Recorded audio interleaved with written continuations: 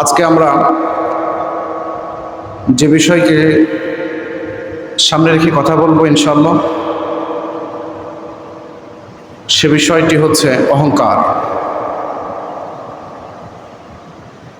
অহংকার, পৃথিবীতে যারা অহংকার করেছে আল্লাহ তাবারক ওয়া তাআলা তাদেরকে অপমানিত আর লজ্জিত মালা পরিধান করিয়ে পৃথিবী থেকে বিদায় করিয়েছে।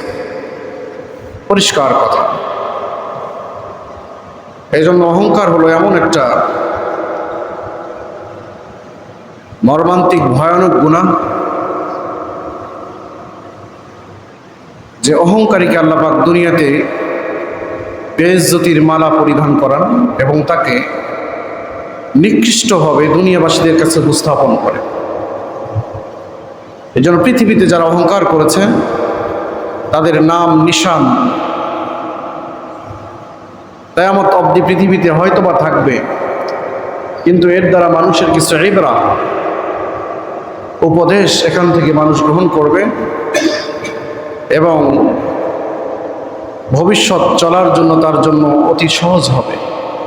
এজন্য অহংকার মুক্ত সমাজ ব্যবস্থা যদি গঠন হয়,